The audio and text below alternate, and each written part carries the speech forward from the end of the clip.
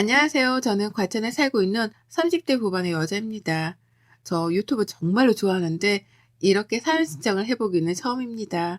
긴 글이 될 거라 도서가 없을지도 모르지만 막장 시모들 사이에 저희 시어머니를 드디어 등극시킨다는 즐거움을 한껏 안고 정성스레 적어보도록 하겠습니다. 저희 남편이랑 저는 공무원 부부입니다. 이 조그마한 동네에서 이런 말을 하면 직장 동료가 알아볼 수 있기 때문에 더 자세한 소개는 못 해드리겠어요. 둘 다 이른 나이에 공무원 시험에 합격을 했고 처음 만난 건 같은 직장에서 근무를 하게 되면서부터였습니다. 몰래 사내연애 하다가 결혼한 지 올해로 벌써 11년 차이고요. 저희 남편은 고등학교를 졸업하자마자 공무원 준비를 한 케이스였어요. 공무원을 해야 한다고 강요하는 시부모님 때문에 다른 걸 할 생각도 못한 채 공무원을 양성하는 전문대학으로 진학까지 한 사람이었습니다. 저는 그와 반대로 보통의 대학에 진학을 해서는 대학을 졸업하자마자 공무원에 합격을 한 케이스였고요. 어린 나이에 사회생활을 하게 되었다는 사실, 취업 준비를 오래도록 하지 않아도 된다는 사실은 절 너무 기쁘게 했어요. 취업난도 다른 사람이 애기인 것만 같았고 말이죠. 같이 공무원으로 지내던 남편이랑 연애를 하면서도 참 알콩달콩 재밌게 살았고 당연히 결혼도 할 생각으로 만났답니다. 같이 공무원인 것도 좋은데 부부 공무원이 되면 같은 근무처에서 일도 할 수 있으니 이득이라 여길 것이 많았거든요. 아마 남편도 같은 마음이었을 거고요. 다만 결혼 전에 하나 걸리는 건 있었습니다. 저희 부모님도 그렇고 시부모님도 그렇고 모두가 걱정을 한 단 한 가지였는데요. 바로 제가 남편보다 높은 직급이라는 것이었죠. 남편은 고등학교 졸업을 하자마자 9급 시험을 준비해서 공무원이 된 사람이었지만 저는 대학 내내 휴학까지 해가면서 7급 준비를 했거든요. 그리고는 7급에부터 공무원 생활을 시작했고요. 남편이랑 단둘이서 좋다고 연애를 할 때에는 이런 점들이 하나도 보이질 않았습니다. 둘이서 좋다는데 직장에서의 급수가 뭐 중요하냐 싶었던 거죠. 하지만 결혼을 하려고 보니 양가 부모님들이 난리더라고요. 그것도 상반적으로 다른 입장에서 말이죠. 저희 부모님은 남편이 더 잘나야 잘 사는 거 아니냐는 마음으로 반대를 하셨고, 시부모님께서는 와이프가 더 잘나서 남편 길을 못 피게 할 게 분명하다는 이유로 반대를 하셨답니다. 너무 극과 극인 입장에서 결혼 반대를 외치던 두 부모님들 때문에 중간에서 남편이랑 제가 죽어나가는 상황이었죠. 그 상황이 무려 1년이 넘도록 지속되었답니다. 극적으로 결혼 허락을 받아낼 수 있었던 데에는 저희 남편의 역할이 컸어요. 저희 부모님 앞에서 무릎 꿇고 빌며 결혼 허락을 받았고 시부모님 앞에서는 저에 대해 좋게 말해주며 끈질긴 설득의 설득을 이어갔거든요. 1년이 넘도록 말이죠. 그러니 양가 부모님들도 서로가 오죽 좋으면 이러겠냐는 마음으로 서서히 마음을 풀어주셨고 그렇게 저희는 부부가 되어 식도 올리고 자식도 둘 낳고 잘 살게 되었답니다. 하지만 잘 살게 되었다고 설명하며 끝나면 좋겠는 저희의 결혼 생활은 어째 갈수록 산으로 가는 듯 시작했어요. 분명 하고 싶어 죽겠던 결혼 승낙도 받아냈고 아이들도 낳고서는 제법 잘 사는 듯 보였는데도 결혼 생활이 전혀 즐겁지 못했어요. 오히려 내가 괜히 결혼을 해서 이런 수모와 곤욕을 당해내고 있다는 생각에 우라통이 여러 번 터지는 날도 다반수였죠. 바로 시어머니의 그 말 같지 않은 농담 때문이었습니다. 저희 남편은 결혼하고 좀 있다가 제가 옮겨 다니게 된 과천으로 근무처를 따라 옮겼고 그렇게 저희는 과천에서 자리를 잡고 살게 되었어요. 저로서는 다 좋았습니다. 남편한테 직장이 가까워진 게 다행이기도 했고 친정이 바로 옆에 있는 안양에 있었는지라 뭐든 서울 살 적보다는 마음이 편했거든요. 하지만 문제는 시어머니셨죠. 시댁이 고양시에 있거든요. 서울에 살짝만 하더라도 시댁이 친정보다는 가깝다는 걸 위안 삼으며 자주 인사도 하러 오고 안부도 여쭈러 오라고 불러내기 바쁘셨던 어머님이셨는데요. 저희가 아예 과천에서 자리를 잡고 살기 시작하니 불같이 화를 내셨습니다. 결국 와이프 따라 와이프 친정이 가까이 있는 과천으로 갔다면서 이게 다 전부 제 탓이란 듯이 화를 내셨어요. 남편을 꼬드겨서 친정 옆으로 처가살이라도 하러 간 것 마냥 말이죠. 남편이 직장 가까이에 살 수 있게 되어 너무 좋은데 왜 화를 내냐며 시어머니를 설득하고 달래보려 했지만 어머님은 무려 몇 개월간이나 저에게 삐져 말도 안 거셨어요. 그러면서 다시 얼굴을 뵙게 되었을 때 굽신거리며 인사를 하는 제게 토라졌다는 식으로 말씀을 하더라고요. 내가 언젠가 이렇게 될 줄 알고서 결혼을 안 시키려고 한 건데 얘는 벌써 둘이고 라고요. 언젠가 제가 제 뜻으로 남편을 휘두를 거란 걸 알았다며 별 말 같다는 소리를 너무나 맞다는 식으로 당당하게 뱉어내셨습니다. 제 얼굴이 붉어지는 건 신경도 안 쓰셨어요. 제 기분이 나쁜 건 당연히 무시를 하셨고요. 그리고 그때 두 번 더 깨우쳤죠. 원래 어머님이 아들 생각만 한다는 걸 알고는 있었으나 시어머니하고는 정말 가까워질래야 가까워질 수가 없겠구나 하는 걸 말입니다. 손주 손녀를 낳기까지 한 며느리인데도 여태 아들 깃 빨아먹고 살진 않을지에 대해서 경계하기만 하는 시어머니하고는 저도 친해지고 싶은 마음이 없었고요. 그래서 최대한 갈등만 만들지 않으며 살고자 노력했습니다. 여전히 명절이 찾아와도 코앞인 친정보다 시댁을 먼저 찾았고요.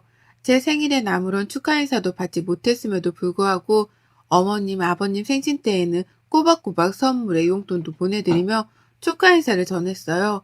아이들 보고 싶다고 하시면 섭섭하실까봐 주말에 당장 찾아뵈었고 그 밖에도 자잘한 요구들은 당연하다는 듯이 들어드리며 지냈습니다. 이렇게 가까이서 지내버릇하면 과천으로 이사를 간 것에 대해서 덜 속상해하실 거라 생각을 했어요. 이 이상으로 친하게 지내며 모녀 같은 시어머니와 며느리 사이를 만들고자 하지는 않았고요. 하지만 갈등 없이 잘 지내는가 싶다가도 꼭 한 번씩 시어머니의 말씀 때문에 제 속이 뒤틀리곤 했습니다. 제가 할도리만 잘하고 지낸다면 욕먹을 일도 없고 갈등을 일으킬 일도 없을 거다 생각했거든요. 그러나 잘하면 할수록 자주 듣게 되는 시어머니의 그 얼토당토 없는 농담들 때문에 마음 편할 새가 없었어요. 지금 생각해보면 잘 지내고 있다고 여겼던 그 순간들까지도 사실은 시어머니께 농락을 당하고 있었던 것 같습니다. 저희 어머님이 농담을 참 밥 먹듯 하세요. 저희 부부가 과천으로 이사를 오고 나서 한동안 삐졌다가 다시 대화를 나누기 시작한 그 시점부터 농담을 참 잘도 던져대기 시작하셨죠. 오랜만에 아이들을 모두 다 데리고 시댁을 갔더니만 어머님이 그러시더라고요. 아이고 과천 갔다 죽은 줄 알았잖아. 우리 아들 호래비 된 줄 알았는데 이제 보니 며느리가 살아있는 있네. 라고 말입니다. 전 당연히 농담인 줄 알고 웃어 넘겼습니다. 기분이 살짝 나쁘고 빈정이 상하긴 했지만 이 말을 너무나 활짝 웃으면서 말씀을 하셨는지라 다른 선택의 여지가 없었어요. 그저 농담인 줄 아니까 맞받아치지 않고 웃어 넘기는 걸 택한 거죠. 하지만 어머님은 이런 제 반응이 재미가 없었는지 그 후로도 기분 더러운 농담을 참 자주 하더라고요. 예를 들면 이런 것들이었죠. 요리를 도와드리겠다고 옆으로 가기라도 하면 아이고 부엌 무너지겠다. 너 그 꼴 못 벗어나면 우리 집 부엌 무너진다. 그러고도 뭘 먹겠다고 부엌에 들어와. 라고 하면서 제가 살이 쪘다고 뭐라 그러시는 거예요. 부엌이 무너진다는 말을 농담이라면서 키득키득 거리는 채로 말입니다. 여자한테 살 문제가 얼마나 기분이 나쁜데 어머님은 그걸 너무 뻔뻔하게 하셨어요. 그리고는 굳어진 제 표정에 활짝 더 웃으면서 농담인데 얘 봐라. 뭐가 찔려서 기분이 나쁜 거니? 아니다. 이것도 농담이야. 라고 말씀을 하셨고요. 얘들한테 자잘한 일로 훈육을 하고 있으면 아이고 다 너 닮아서 그러는 건데 뭘 그러냐. 엄마 판박이라 귀엽기만 하구만. 그걸 뜯어고치겠다고? 내버려둬. 사랑깨도 3년이면 풍어를 읊는다는데 네 옆에서 자란 애들이 뭘 어쩌겠냐. 보고 탐는 수밖에. 라고 하면서 혼육이 주제넘는다는 식의 표현도 하셨답니다. 그게 무슨 소리냐면서 역정이라도 내면 아이고 농담한 거 가지고 쟤는 또 진지하게 저런다. 내가 무서워서 무슨 농을 못해. 라고 제게 민감하게 굴지 말라 말씀을 하셨네요. 너무 기분이 나빴어요. 난 분명 웃지 못하는 말들인데 어머님은 뭐가 그리 웃긴지 계속해서 웃어 보이기만 하셨으니까요. 나를 얼마나 호구로 봤으면 사람이 기분 나쁠 만한 말들을 던지면서도 눈치 한번 안 보고 사과 한번 안 하나 싶었답니다. 홧김에 소리라도 지르고 싶다는 생각이 들 정도로 피가 거꾸로 솟는 적들이 많았어요. 주로 대다수의 농담들은 제가 하는 말들이나 행동에 반박을 하는 것들이었죠. 그렇다 보니 시어머니가 나한테 시비를 거는 중이라는 느낌을 지울 수가 없었답니다. 기분 나빠라 하면 저 혼자 꽁해서 저런다고 또 무안을 주니 저 혼자 화가 났다고 민망해 하기까지 하며 감정의 롤러코스터를 타기 바빴어요. 그러니 점점 시댁 가기가 싫어지고 최소한의 도리조차 해드리기가 싫었죠. 그러다 코로나 터지면서는 이게 기회구나 싶어서 시댁이랑 완전히 연을 끊었고 그 사이 전화가 오더라도 일 때문에 바쁘니 전화는 남편한테 하라면서 대놓고 연락을 무시했습니다. 급한 일이 있으면 남편한테 연락을 해도 충분할 텐데 왜 친하지도 않은 며느리한테 굳이 전화를 해서는 늘 시덥지 않은 농담이 나며 기분을 더럽히느냐 이거였죠. 그래서 바쁜 척을 더 열심히 했고 대화하고 싶지 않은 척도 더 열심히 했습니다. 그러니 어머님도 눈치가 있긴 있는 건지 투덜거리긴 했지만 서서히 제게 하는 연락 횟수를 줄이셨어요. 정말로 무슨 일이 있더라도 남편에게 했고 그 와중에 자기 생일 선물이랑 용돈 찾는 전화는 꼬박꼬박 제게 하셨답니다. 이리 보나 저리 보나 저를 우습게 보시는 게 분명히 보이긴 했어요. 그리고 바로 올 중순 시아버지 생신이라서 밥 먹는다고 시댁을 찾았다가 동서가 있는 앞에서 시어머니가 제게 막말을 또 퍼부셨답니다. 제가 상부장에 있는 그릇을 빼는 중이었는데 갑자기 손가락으로 집게를 만들어서는 제 뱃살을 꼬집는 거예요.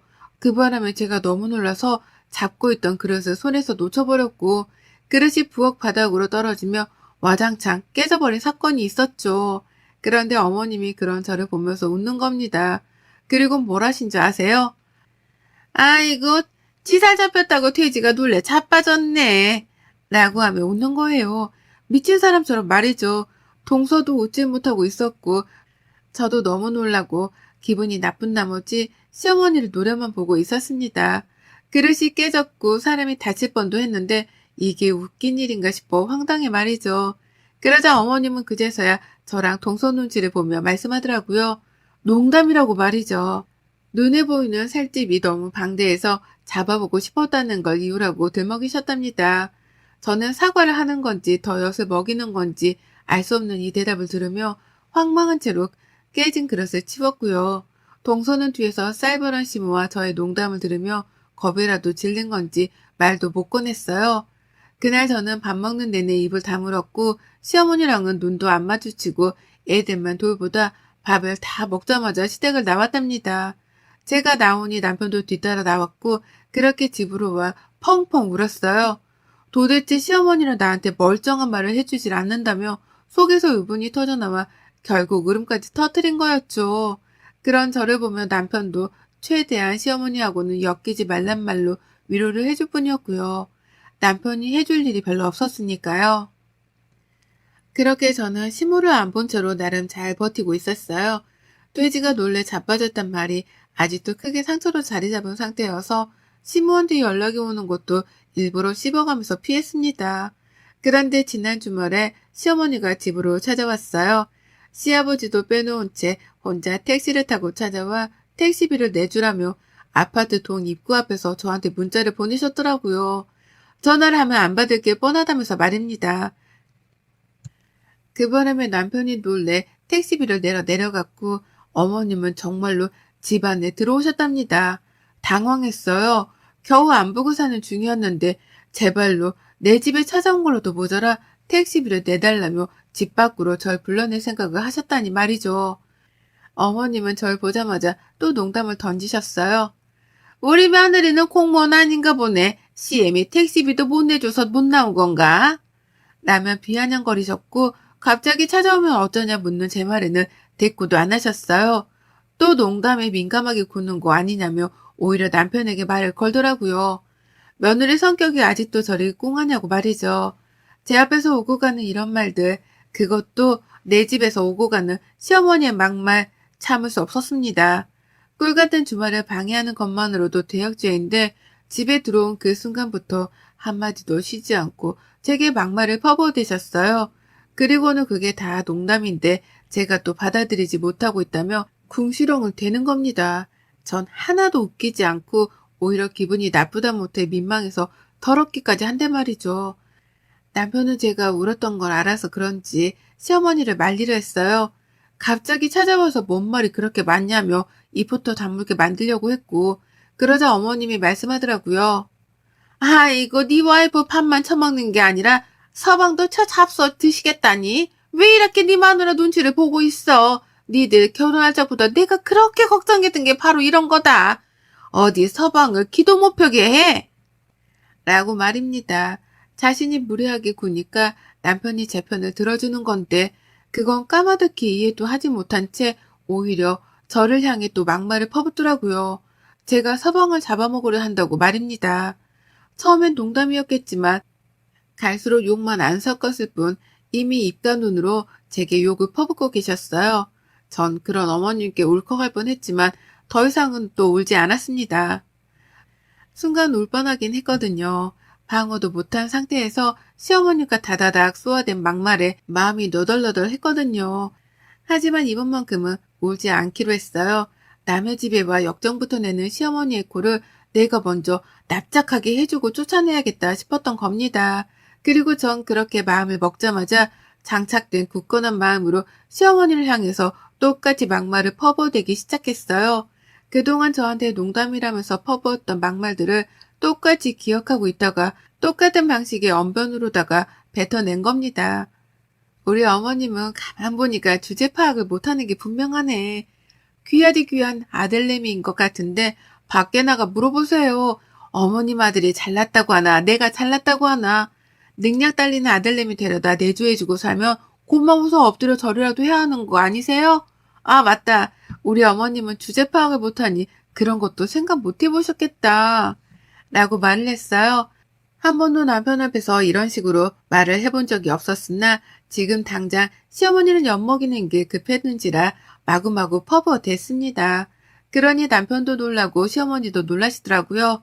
특히 시어머니는 제 입에서 자신의 화법이 나왔다는 생각에 한 방 얻어맞았다 싶으셨는지 처음 한동안은 정신을 못 차리셨어요. 저는 그 꼴을 보며 이거다 싶었죠. 그래서 멈추지 않고 더 퍼부어댔습니다. 이 사람이랑 결혼할 적에 우리 부모님이 얼마나 통곡했는지 몰라요. 어디서 거적대기를 주워다 기우는 시집을 가려 하냐고요. 아유, 이런 말을 지금에나 되니까 농담으로 꺼내는 거지.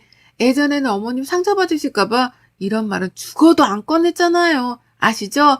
근데 제가 지금 생각해보면 우리 남편이 거적대기였어요. 그쵸? 대학 졸업장도 없고 있는 거라고 공무원이라는 게 전부인데 저도 참 정신이 나갔었네요. 그쵸? 라고 말입니다. 남편이 상처를 받을까 싶어 최대한 남편 눈은 보지 않은 채 시어머니만 보며 약을 단단히 올려주겠다는 자세로 어머님 화법을 썼어요. 그렇지 않냐고 자꾸만 되물어가면서 시어머니의 약을 더욱 바짝 올렸습니다. 그러면 남편이 잠시 시선을 회피하며 바닥을 쳐다볼 때 괜히 남편을 업신여기는 듯한 표정으로 째려봤죠. 시어머니는 그런 저의 표정을 다 보고 있었고요.